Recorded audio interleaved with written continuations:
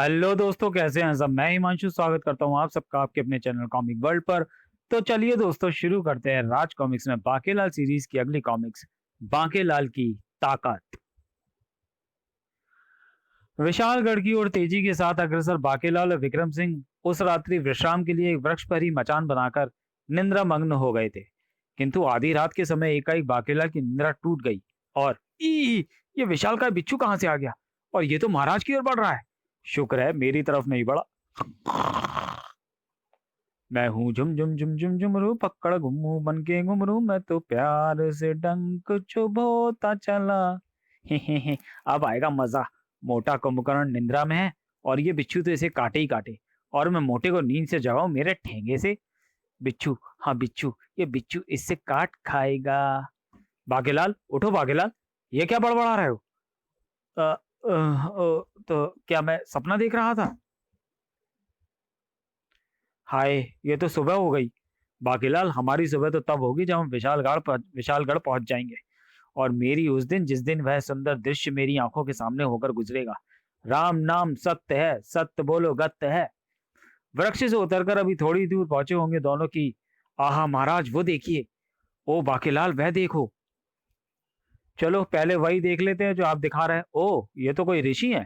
बाकीलाल, मुझे तो ये कोई पहुंचे हुए महात्मा लग रहे हैं। हमें इनका आशीर्वाद लेना चाहिए। और विक्रम सिंह के मुंह से यह सुनते ही बाकीलाल को याद आ गए अपने पूर्व अनुभव। इन ऋषि मुनियों के शाप के कारण ही हमारे दर दर भटक रहे हैं, और ये ऋषि तो मुझे शक्ल से ही क्रोधी लग रहा है। ना बाबा ना, मैं तो इन ऋषियों से अब दूर ही रहूंगा।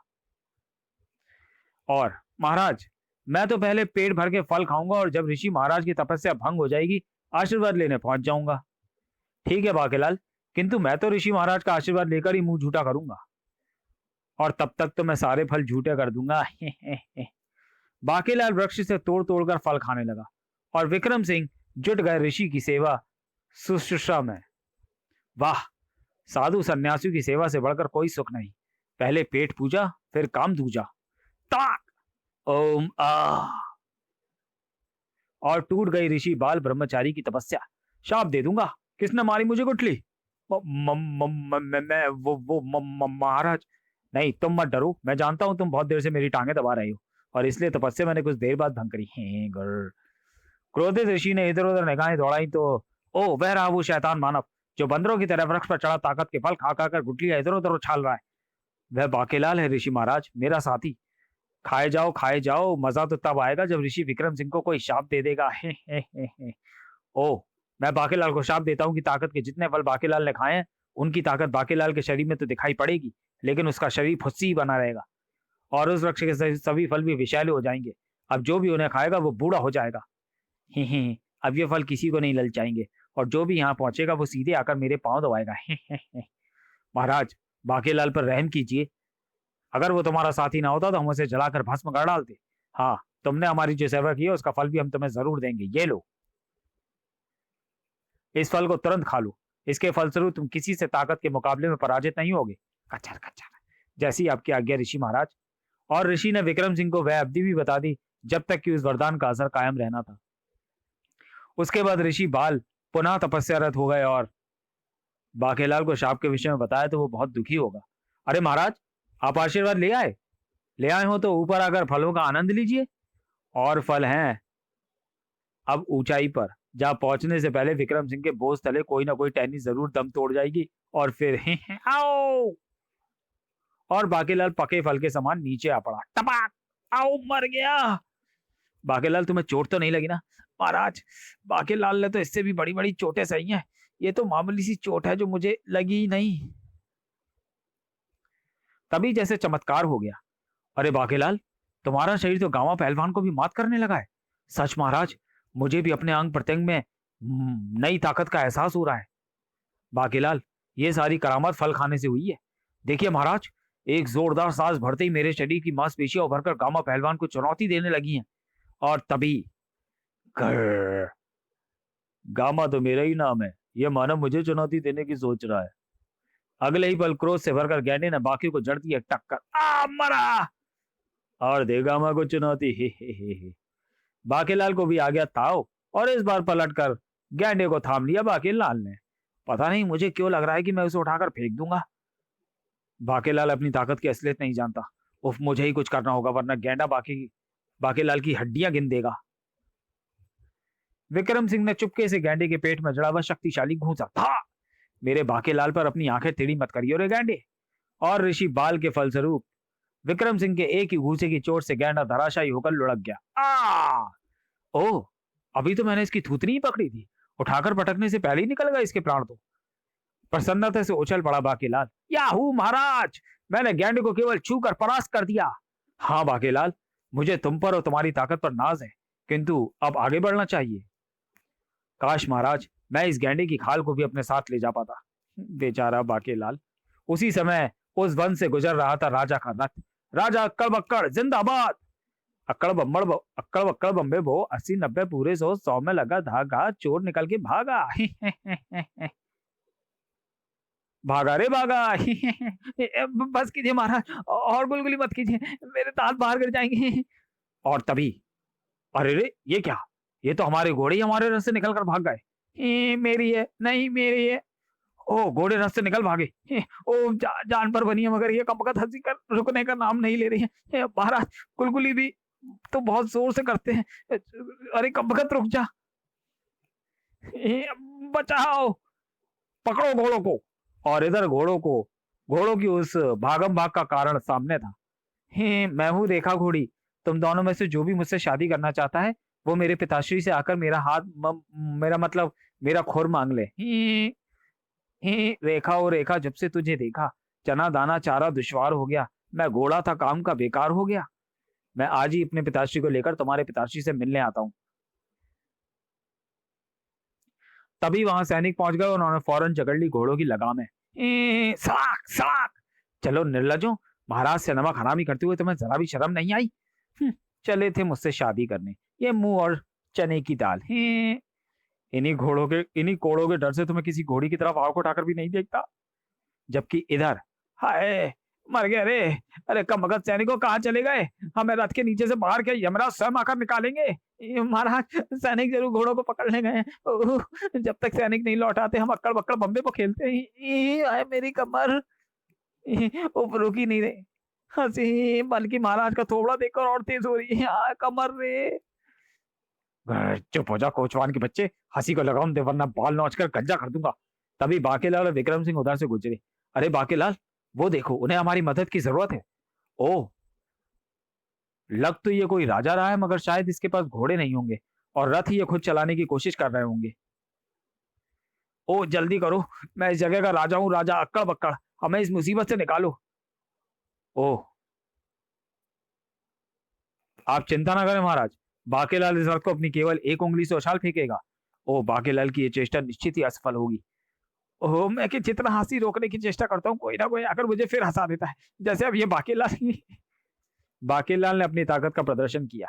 ठीक उसी समय विक्रम सिंह रथ के दूसरी ओर आ पहुंचा और बाकेलाल की चेष्टा को सफल बनाने के लिए मुझे दूसरी ओर से रथ को खींचना पड़ेगा। और इस प्रकार प्रत्यक्षतः बाकेलाल ने रथ को राजा अक्कड़ बक्कड़ एवं उसके सैनिक के ऊपर से हटाने में सफलता प्राप्त की। उफ, बड़ा ही भारी रथ है, सचमुच भारी रथ। देखा महाराज, मेरी ताकत का कमाल। अब जाकर रुक रही है मेरी हंसी। अरे वाह, ये बाकेलाल तो कमाल का आदमी है। और फिर प्रसन्नता से कूद पड़ा राजा अक्कड़ बक्कड़। मिल गया याहू। बाकेलाल, मैं तुम्हें अपने राज्य देवनगर की ओर से भारत तोलन प्रतियोगिता में शामिल होने का निमंत्रण देता हूँ। किंतु किंतु महाराज, पहलवान गारा सिंह का क्या होगा? बाकेलाल की खोज के पश्चात हमें अब गारा सिंह की क्या आवश्यकता है? वाह क्या डोले हैं। किंतु महाराज, कुछ हमें भी तो बताइए कि यह गारा सिंह कौन है और कैसी प्रतियोगिता हो रही है आपके राज्य देवनगर में। मैं तुम्हें विस्तार से सब कुछ बताता हूँ, सुनो।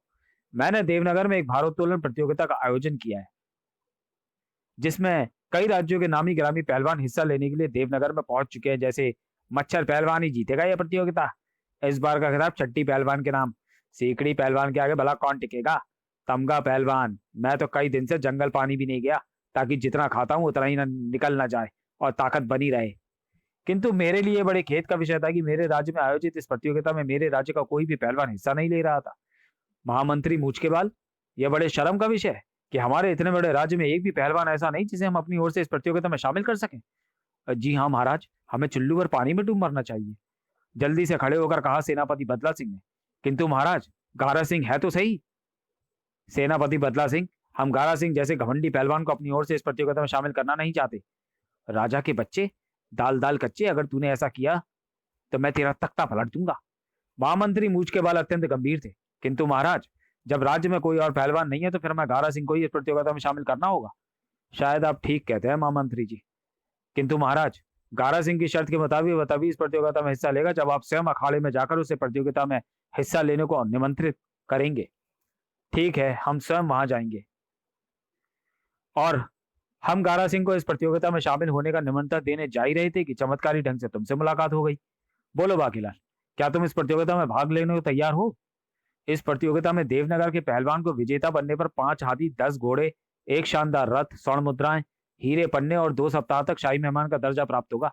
और हारने पर 5 सुअर, 10 झाड़ू, 2 कचरा गाड़ी, 50 कोड़े, जूतों का हार, मुंह काला करके गधे की सवारी और सफाई कर्मचारी का प्राप्त होगा। यह सुनते ही लाट पकने लगी बाकेलाल की ओर। बाकेलाल इस प्रतियोगिता में जरूर हिस्सा लेगा महाराज। तभी, महाराज, हम घोड़ों को पकड़ लाए। महाराज को रथ के नीचे से किसने निकाला? ओह, जल्दी से उन्हें वापस रथ में जोड़ो, हम अब वापस महल जाएंगे। और फिर सर पर दौड़ पड़ा रथ। बाकेलाल, जब तक रथ महल पहुंचे आओ हम अक्कड़ बक्कड़ बम्बे बो खेलते हैं। क्यों नहीं महाराज, जरूर। और विक्रम सिंह जी, आप मेरे साथ चिड़िया उड़ी खेलो। ठीक है। उधर एक नकाबपोश घुड़सवार घोड़े से उतरकर अखाड़े की ओर बढ़ा। गारा सिंह को बताना जरूरी है। गारा सिंह के सामने जैसे ही नकाबपोश ने अपनी नकाब उल्टी। अरे सेनापति जी, आप यहाँ अचानक? हाँ गारा सिंह, महाराज को पहलवान मिल गया है और अब प्रतियोगिता से तुम्हारी छुट्टी समझो। क्या? कौन है वो जिसकी मौत मेरे हाथों होनी निश्चित हो गई है? उसका नाम बाकेलाल है। गारा सिंह, मैंने अपनी मित्रता का फर्ज निभाते हुए तुम्हें प्रतियोगिता में शामिल करने की जो चेष्टाएं की थी वो सब व्यर्थ ही चली गई। सेनापति जी, मैं भी देखूंगा कि वो पहलवान प्रतियोगिता में कैसे शामिल हो पाता है। मैं इस हर तरह से तुम्हारे साथ हूँ गारा सिंह, आखिर हम बचपन के मित्र हैं। उधर बाकेलाल अभ्यास में जुट गया। ओह, इनमें से सबसे अधिक वजनी यही है और मैं इसी से अपना अभ्यास शुरू करता हूँ। लेकिन ये क्या? उफ, ये तो हिलता ही नहीं। ओह, और मैं समझ रहा था कि इतना वजन तो मैं उठा ही लूंगा। कोई देख तो नहीं रहा मुझे। तब बाकेलाल ने उससे आधे वजन को उठाने की चेष्टा की, मगर मेरी ताकत को क्या हो गया, मुझसे तो ये भी नहीं उठा। और तब मुश्किल से उठा पाया बाकेलाल यह वजन। उफ, अब पता चली बाकेलाल को अपनी असलियत। लगता है उन फलों की ताकत का असर समाप्त हो गया है और अब तो इतना भी समय नहीं है कि मैं वहां जाकर और फल खा आऊं, क्योंकि सुरक्षा कर्मियों के मुताबिक अब कोई भी प्रतियोगी प्रतियोगिता खत्म होने तक कहीं नहीं जा सकता। अब क्या होगा? अगर किसी ने मुझे इतने से वजन के साथ कसरत करते देख लिया तो क्या होगा? इस समस्या का तो कोई हल निकालना ही पड़ेगा बेटा बाकेलाल। और ना जाने कैसे आगंतुक प्रतियोगियों में सर्वाधिक चर्चा फैल गई थी बाकेलाल की, इसलिए चोरी छिपे उसके अभ्यास का ढंग जानने को हर कोई बेचैन था, जबकि बाकेलाल खुद भी व्यस्त था अभ्यास में। ओह, मेरा शक ठीक निकला। अन्य पहलवान चुपके चुपके मुझे अभ्यास करता देख रहे हैं। इसी आशंका को देखते हुए मैंने भी भारी भरकम दिखने वाले ये गत्ते के वजन बनाए ताकि इन पर रौब पड़ सके। हे। ओह, बहुत हल्का है, थोड़ा वजन और बढ़ाना होगा। अरे बाप रे, ये बाकेलाल तो जीते ही जीते। और फिर आधी रात को जब चारों ओर शांति छाई थी। बेटे बाकेलाल, अभ्यास से सब कुछ संभव है और मौजूदा परिस्थितियों में मैं केवल रात्रि को ही अभ्यास करने को विवश हूँ। इस प्रकार एक अंधेरे कोने में बाकेलाल जुट गया अभ्यास में। अब तो प्रतियोगिता होने तक इसी तरकीब से ही काम करना होगा। इधर विक्रम सिंह को भी राज मेहमान घोषित करने के बाद महल में यह कक्ष दे दिया गया था। तभी जबकि इसी समय बाकेलाल के कक्ष के बाहर, हा, अब देखूंगा कि बाकेलाल भारोत्तोलन प्रतियोगिता में कैसे शामिल होता है, क्योंकि यह छुरा बाकेलाल को पहुंचा देगा सीधे नरक। हा, ये तो चीख भी ना सका, केवल फुस होकर रह गया। यानी कोरी हवाई भरी थी इसमें तो, और महाराज ने इसे चुन लिया था प्रतियोगिता के लिए। और फिर बाहर कोई आहट पा गारा सिंह तेजी के साथ बाहर निकल गया। और वो आहट थी बाकेलाल के कदमों की। परसों मुकाबला होना है, लेकिन कल की रात मुझे कुछ जरूरी काम करना है। कसरतों से मेरा जोड़ तोड़ दर्द कर रहा है, पर शुक्र है किसी ने मुझे छिपकर कसरत करते नहीं देखा। और अरे, ओह, ये क्या? छुरा तो सीधे मेरे पेट में धंसा हुआ है। मेरा मतलब है कि अगर मैं यहाँ होता तो छुरा मेरे पेट में होता। और कुछ सोचकर बाकीलाल की रीढ़ की हड्डी तक में सिरन दौड़ गई। यानी कि मुझे किसी ने छुरा मारकर कत्ल करने की कोशिश की है और मैं सौभाग्य से बच गया। अगले दिन जब बाकीलाल ने रात्रि की घटना के विषय में राजा अक्कड़ बक्कड़ को बताया तो ओह ना जाने किसने ये दुसाहस किया है सेनापति बदला सिंह। आज राजा आज रात बाकीलाल के खेमे पर 4 पहरेदार पहरा देंगे। और यह सभी ध्यान देना होगा और यह भी ध्यान देना होगा कि कोई अक्कड़ बक्कड़ बम्बे बो ना खेले। पर गए अगर सैनिक पहरे पर बैठे रहे तो मैं वह काम कैसे कर पाऊंगा। जी महाराज। गारा सिंह को उसकी इस नाकामयाबी की सूचना तुरंत पहुंचानी होगी। और हाँ महाराज, मेरे खेमे में चूहे बहुत हैं, मुझे एक चूहेदानी चाहिए। तो मैं चूहेदानी अवश्य मिल जाएगी बाकीलाल। और यह सुनते ही गारा सिंह का दिमाग भक्क से उड़ गया। क्या? ओ तभी तो मैं सोच रहा था खून क्यों नहीं निकला। तो फुस्स की वह आवाज तकिया फूटने की थी। कल तो वह किस्मत से बच गया, लेकिन आज की रात हा हा हा हा काम खतरे का है गारा सिंह। आज बाकीलाल के खेमे पर 4 पहरेदार पहरा देंगे। और उस रात कान खोल कर सुन लो, बाकीलाल के खेमे से कोई नहीं जाएगा। नगर में खूबसूरत कन्याओं की जो नौटंकी आई हुई है, खबरदार कोई उसे देखने का लालच ना करे। नौटंकी? खूबसूरत कन्याएं? जी सेनापति जी। इधर बाकीलाल चादर तान कर सो गया। ये तो सो गया और मुझे तो जागते में भी नौटंकी की खूबसूरत कन्याओं के ही सपने आ रहे हैं। मुझे भी, हमें भी तो फिर क्या सोचा, बाकीलाल तो खर्राटे भर रहा है। चलो चुपचाप नौटंकी देखकर वापस पैरे पर लौट आते हैं। ठीक है चलो।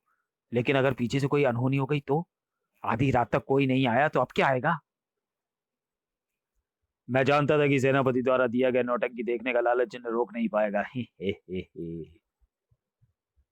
और इस बार चीख भी उभरी और खून से भी नहा गया चाकू। छुरा मार दिया। चीख और खून यानी मामला खल्लास। लेकिन इसे ये पता कैसे चला कि मैंने इसे छुरा मारा है? वो ऐसे प्यारे लाल कि मैं यहाँ खाट के नीचे छुपा हुआ तेरी खाट खड़ी करने का इंतजार कर रहा था। तो फिर वो खून और चीख की आवाज।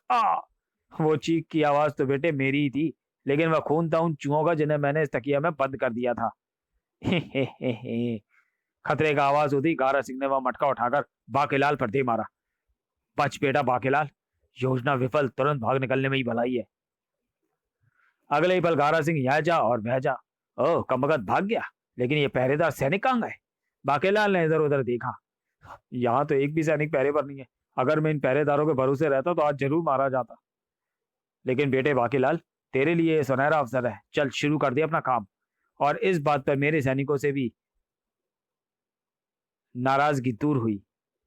भारोत्तोलन प्रतियोगिता स्थल। चलो मेरा काम तो हो गया। अब देखूंगा कि सुबह विजेता कौन बनता है मेरे अलावा। न जाने कौन सा काम करने जा रहा था बाकीलाल, सॉरी।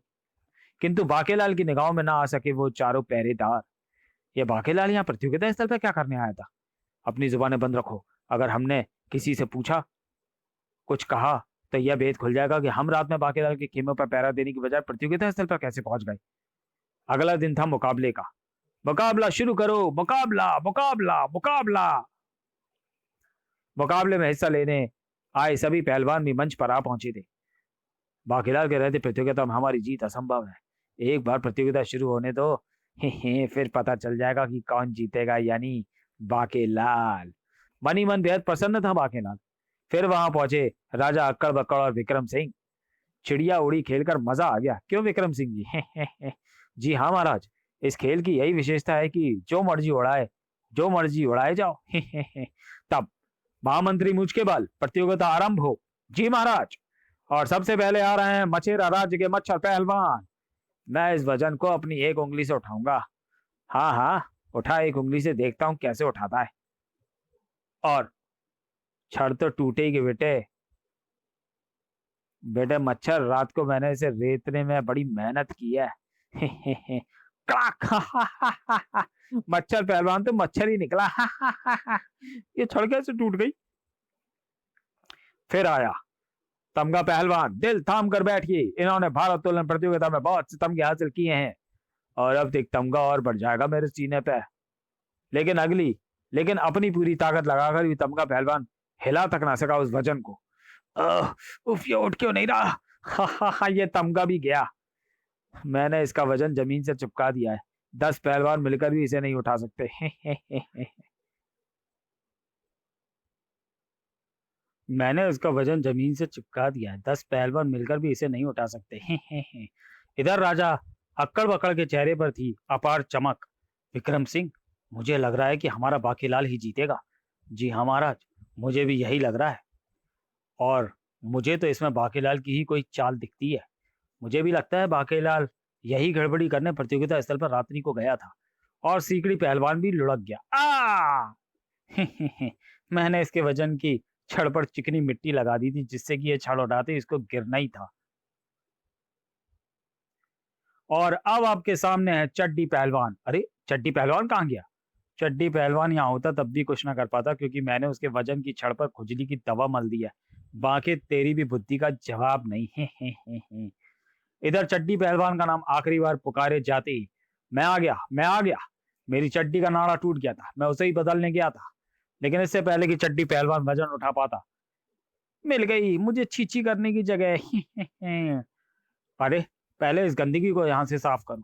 और गंदगी साफ करते समय ही साफ हो गई खुजली की दवा भी। और ये क्या, चड्डी पहलवान ने एक हाथ से अपना वजन उठा लिया। अरे, हा हा हा, चड्डी पहलवान है मेरा नाम। उफ, इस कौवे मरे को भी अभी टपकना था। तालियों से गूंज उठा सभागार, चड्डी चड्डी। उफ, इसमें तो गजब की ताकत है। क्या बाकेलाल इसका मुकाबला कर पाएगा? और अब बारी थी बाकेलाल की। बाकेलाल, जीत के लिए तुम्हें उससे अधिक वजन उठाना होगा जितना चड्डी पहलवान ने उठाया है। मर गए। मैंने अपना वाला वजन घोड़ों द्वारा खींचकर रात्रि में ही बदलकर वहां गत्ते का वजन रख दिया था, मगर अब क्या होगा? वही हुआ जो होना था। हाँ, ये तो मुझसे हिल भी नहीं रहा। बेटे बाकेलाल, फूट गई तेरी किस्मत। ये बाकेलाल तो खुद से निकला। विक्रम सिंह, हमारी नाक कटने में अधिक विलंब नहीं रह गया। और तब महामंत्री को विजेता की घोषणा करनी पड़ी। भारोत्तोलन प्रतियोगिता का विजेता चड्डी पहलवान। और तभी चकराकर गिर पड़ा चड्डी पहलवान। ये तो मर गया महाराज। तभी वहां प्रवेश किया राज ज्योतिषी श्री श्री श्री अखंड आग बबूला ने। इसकी मृत्यु का कारण है कोप ग्रह योग में इसका विजेता होना। कोप ग्रह योग इसकी मृत्यु के साथ ही समाप्त हुआ है।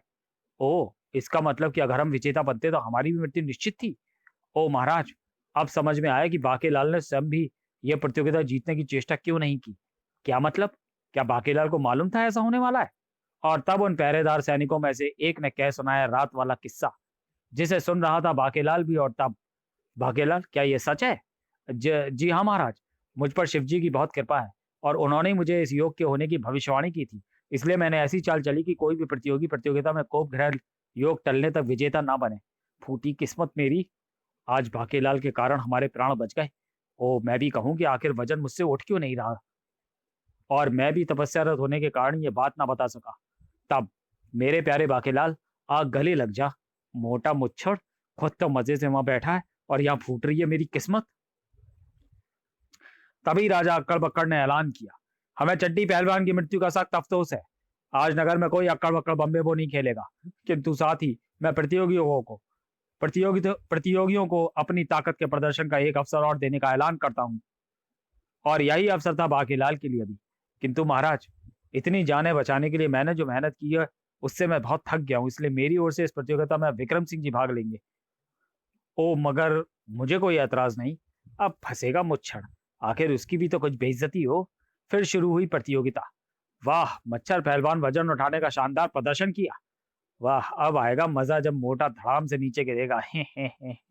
या यह सारी चमत्कार है ऋषि बाल ब्रह्मचारी के वरदान का। सिंहासन से उछल पड़ा राजा अक्कड़ बक्कड़। अरे, मैं तो खामगाई चोटीलाल,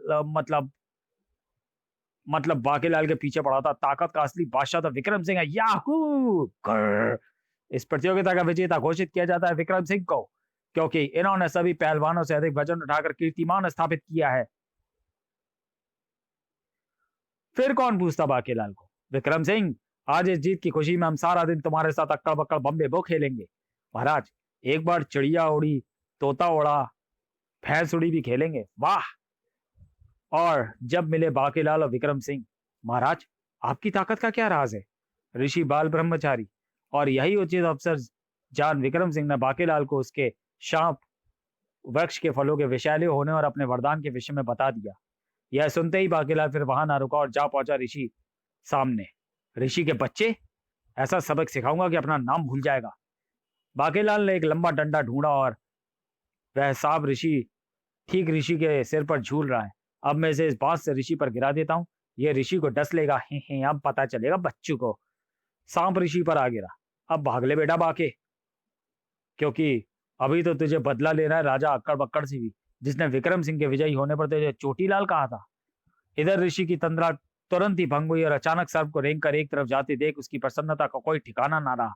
ओह, पिछले 10 बरस की मेरी तपस्या आज सफल हो गई। यह तपस्या तभी पूर्ण होनी थी जब कोप ग्रह योग के तुरंत पश्चात कोई सर्प मुझ पर आकर गिरता। ओह, यह बाकेलाल के कारण हुआ। मैं अब तुम्हारे लिए और कुछ तो नहीं कर सकता। हाँ, उस वृक्ष के फलों को पुनः ताकतवर बनाकर तुम्हारे लिए एक संदेश छोड़कर यहाँ से गायब होता हूँ। जबकि महल पहुंचने पर बाकीलाल को मिली वह सनसनीखेज खबर। बाकीलाल, तुम कहाँ चले गए थे? गारा सिंह ने अपनी विफलता से खिन्न होकर सेनापति और उसके सैनिकों के साथ नगर पर आक्रमण कर दिया है। क्या? ये तो खुशी की बात है। हुड़की होगा। और ठीक इसी पल बन गई बाकीलाल की योजना। आप चिंता ना करें महाराज, इस समस्या का हल है उसी वृक्ष के फल। किंतु बाकीलाल विफल तो उन फलों की ताकत का मुकाबला कोई नहीं कर पाएगा महाराज। बाकीलाल विक्रम सिंह की बात बीच में ही काटकर जल्दी से कहता चला गया। जल्दी से वे सभी फल यहाँ मंगवा लें और सभी फल उन्हें तुरंत खा लें। तब तक मैं विक्रम सिंह के साथ आगे की योजना बनाता हूँ। और कुछ ही देर बाद जब फल आ गए तो खाओ और महल की ओर बढ़ते दुश्मनों का मुकाबला करो। कचार पचार खाओ, खूब खाओ, तब पता चलेगा जब सब फल खाकर बूढ़े हो जाएंगे। तभी वहां प्रवेश किया बाके और विक्रम सिंह ने भी। तभी महल पर धावा बोल दिया गारा सिंह, सेनापति बदला सिंह और उसकी सेना ने। हा हा हा, पलट दूंगा आज मैं राजा का तख्ता। लेकिन महल में उसे उस आक्रमण का जवाब बड़ा ही जबरदस्त मिला। अरे ये क्या, इन पर तो हमारे शस्त्रों का कोई असर हो ही नहीं रहा। हा हा हा, क्यों गारा सिंह और सेनापति बदला सिंह, अब बोलो तुम्हें मार दिया जाए या फांसी पर लटका दिया जाए, क्योंकि तुम्हें छोड़ने का तो प्रश्न ही नहीं उठता। हिरासत में ले लो इन्हें। इस समय जान बचाने का यही एक रास्ता है कि चुपचाप खुद को महाराज के हवाले कर दे, शायद उनको हम पर रहम आ जाए। और एक झरोके से वह दृश्य देख रहे थे बाकीलाल और विक्रम सिंह। बाकीलाल, कमाल हो गया, राजा अक्कड़ बक्कड़ तो जीत गए। महाराज, ये सब ऋषि बाल का ही प्रताप लगता है। वो ये फल तो सचमुच ताकत वाले थे। ये उल्टी गंगा कैसे बह निकली? विक्रम सिंह बाकीलाल के साथ तुरंत पहुंचे उसी जगह। अरे ऋषि बाल तो यहाँ नहीं है, लेकिन ये एक संदेश लिखा है तुम्हारे नाम। बाकीलाल, सांप को मुझ पर गिराकर तुमने मेरी तपस्या सफल बनाकर जो नेक कार्य किया है, उसके फलस्वरूप मैं तुम्हें ताकत से लदा ये वृक्ष भेंट में देता हूँ, जिसे मैंने ही विषैला होने का श्राप दिया था। मगर इस पर तो राजा के सैनिकों ने अब एक भी फल नहीं छोड़ा। हायरी फूटी किस्मत, मुझे पता होता कि सांप ऋषि को टसेगा नहीं बल्कि उसकी तपस्या सफल कर देगा तो मैं ये हरगिज नहीं करता। और इस प्रकार एक बार फिर बाकीलाल को बर्दाश्त करनी ही पड़ी। वह, मेरे प्यारे बाकीलाल, मेरे चांद, मुझे तुझ पर नाज है। चांद पर तो दाग है। चांद पर जो दाग है वो यही मोटा मुच्छर तो नहीं। समाप्त। तो चलिए दोस्तों, वीडियो को यहीं समाप्त करते हैं और मिलते हैं बाकीलाल सीरीज की अगली कॉमिक्स बेचारा बांके लाल में। तब तक के लिए धन्यवाद।